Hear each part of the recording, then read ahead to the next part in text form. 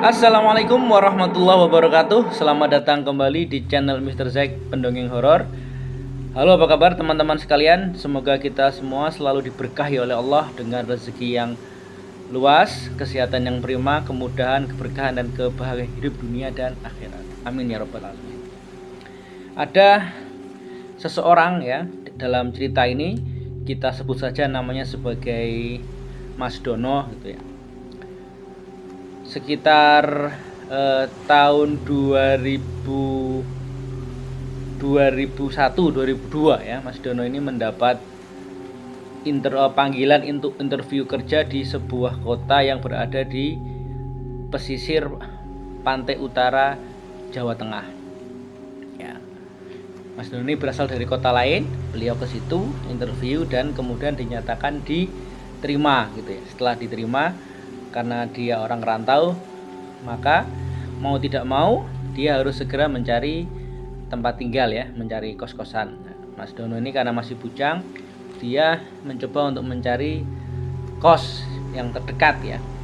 Karena memang baru pertama kali ke kota itu ya, tahun 2001-2002, belum ada aplikasi pencarian kos atau apa namanya ya, internet yang seperti saat ini. Maka Mas Dono ini tanyalah ya dari mulut ke mulut dari orang-orang dagang yang ada di sekitar calon kantor ya, yang nanti Mas Dono akan bekerja di situ.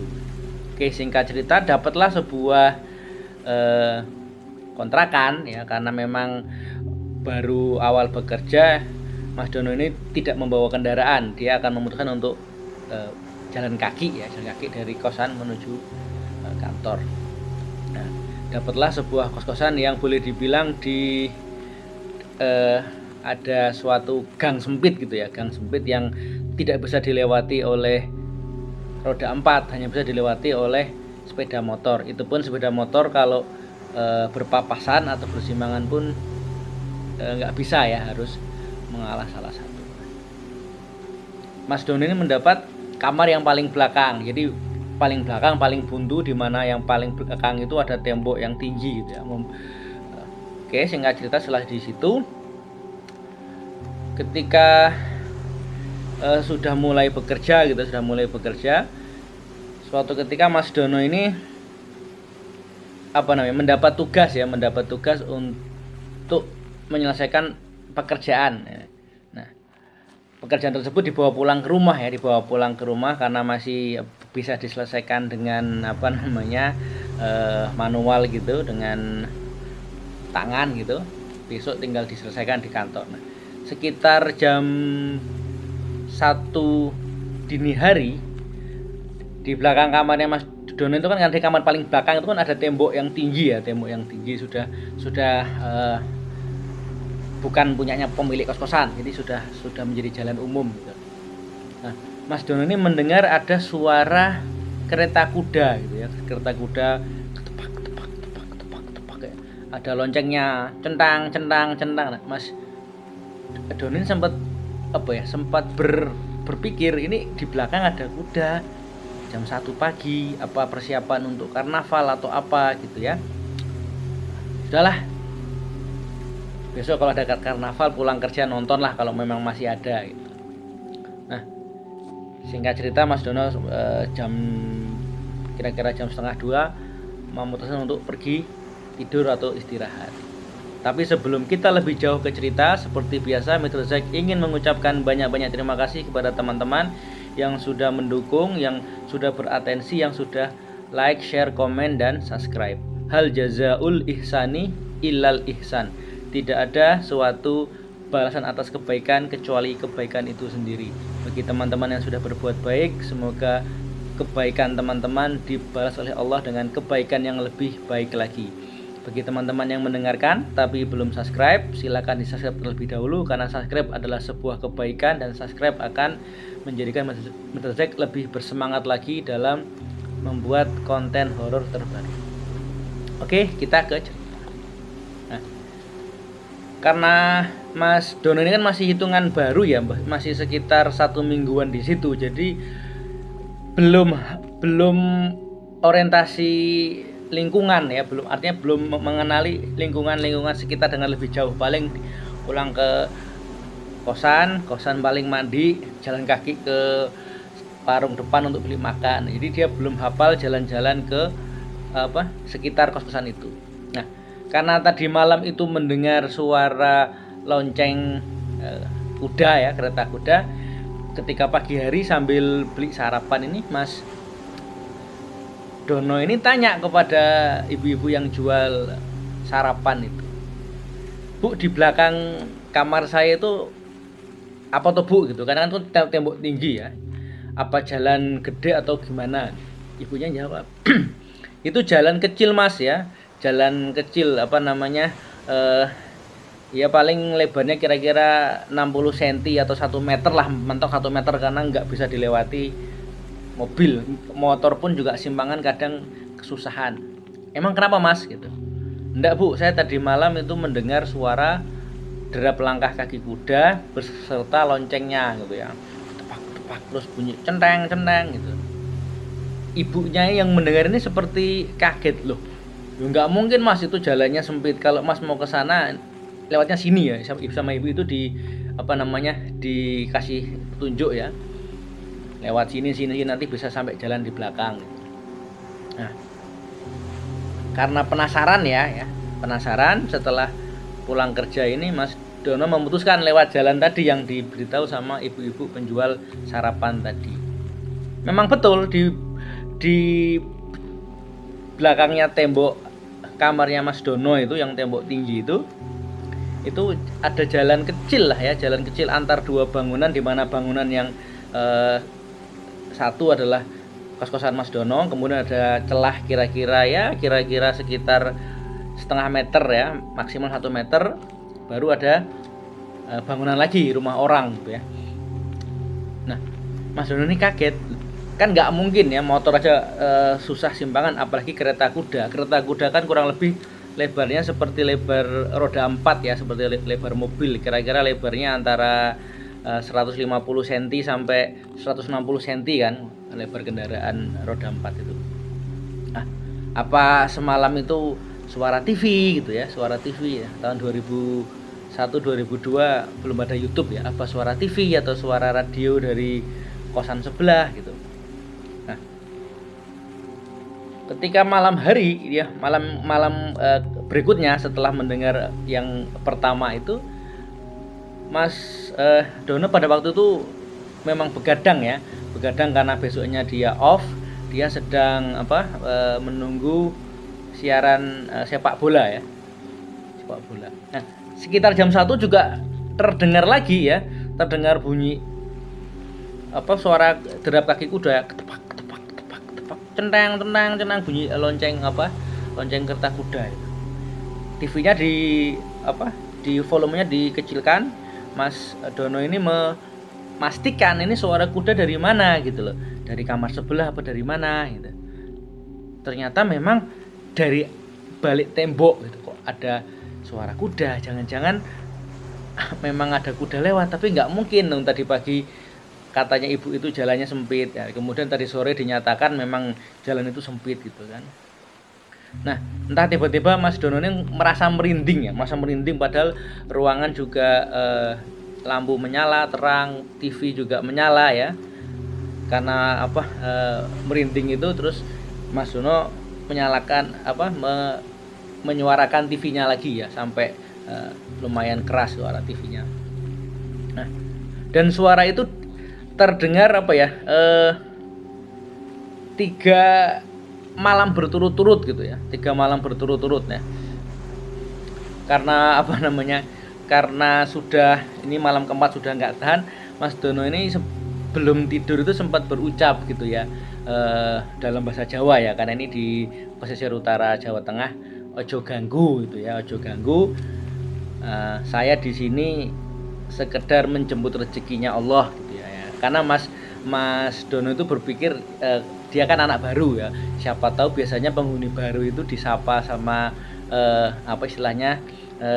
penjaga atau makhluk yang ada di situ. Jadi, karena sudah 4 malam berturut-turut ada suara kereta kuda, Mas Dono ini sebelum tidur nyebut seperti itu kan, ojo ganggu, jangan ganggu. Saya di sini nggak mengganggu, saya hanya sekedar menjemput rezeki yang Allah atau yang Tuhan berikan kepada saya. Saya bekerja di sini dengan halal, dengan membanting tulang, memeras keringat. Nah, itulah Mas Dono gitu ya.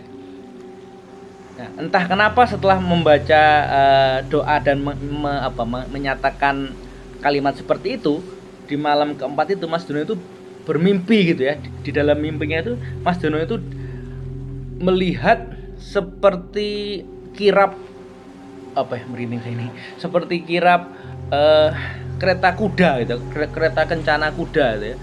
Yang paling depan itu ada kereta seperti keretanya kecil gitu ya, rodanya 2 kiri kanan, ditarik oleh kuda, seekor kuda masing-masing. Ada banyak ya, jadi ada kereta kecil rodanya 2 kiri kanan, ditarik oleh 1 ekor kuda berwarna hitam. Di atas kereta kuda yang kecil itu ada seperti prajurit zaman dulu gitu ya, bawa yang satu kusir, yang satu penumpangnya bawa tombak dan bawa tameng. Kemudian di belakangnya ada kereta lebih besar lagi, kereta kencana, ada atapnya gitu, rodanya 4 ya, 2 kanan 2 kiri, ditarik oleh kuda putih lebih dari 4 ekor ya, di dalam mimpinya Mas Dono itu.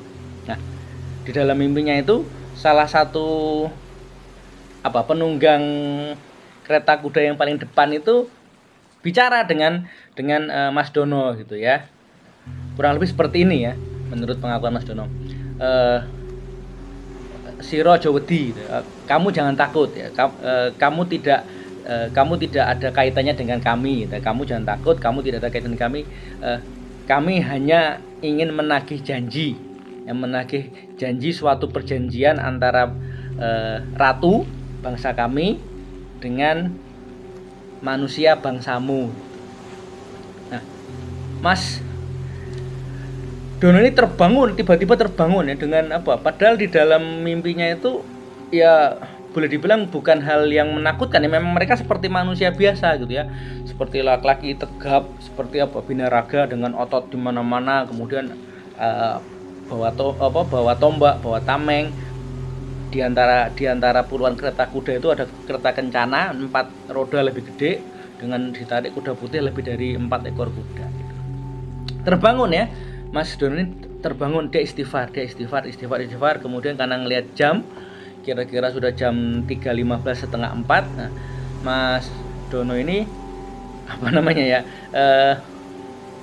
karena boleh dibilang ibadah juga sering, walaupun muslim ibadah sering bolong-bolong gitu ya. Nah, jam 3.15 karena saking takutnya itu mendadak terbangun, memutuskan untuk ambil wudhu dan sholat. Dia sholat isya karena terdekat belum isyaan, termasuk sholat tahajud.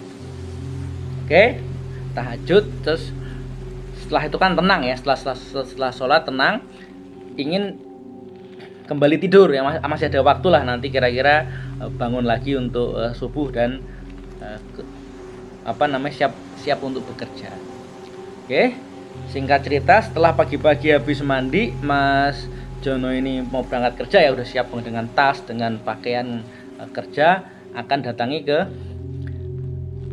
beli sarapan ya, akan mendatangi ibu-ibu yang biasa beli sarapan itu. Ternyata warungnya tutup gitu kan, warung itu tutup, dan kok banyak orang itu kok boleh dibilang menuju suatu titik gitu ya. Terus karena ada orang yang dikenal gitu ya, orang yang sesama penghuni kos yang lebih senior yang sering beli sarapan, ditanya ya, misalkan namanya Mas Benny. Mas Benny, ya Mas Dono, itu ada apa tuh kok sampai ibu penjual sarapannya tutup? Oh itu Pak Haji, nama samaran ya, misalkan Pak Haji Datuk misalkan, itu tadi pagi meninggal dunia sekitar jam 2:30, 3, meninggalnya mendadak gitu ya, nggak ada sakit, nggak ada apa, itu mukanya seperti ketakutan dan seperti mukanya membiru ketakutan dan seperti ada bekas gigitan ular di lehernya gitu. Jadi keluarganya heboh gitu ya. Jadi tadi pagi mau dibangunkan ternyata sudah meninggal, jadi heboh, ada warga ke sana berbondong-bondong untuk takziah atau ziarah. Nah, karena penasaran, Mas Dono ini datang ke kantor, kemudian izin untuk takziah, karena hitungannya kan tetangga ya, walaupun nggak kenal tapi boleh dibilang masih satu desa. Maka Mas Dono ini izin ke kantornya untuk takziah sebentar. Nah, di situ juga kebetulan ada ibu-ibu warung ya, ibu-ibu warung yang biasa suka beli sarapan gitu.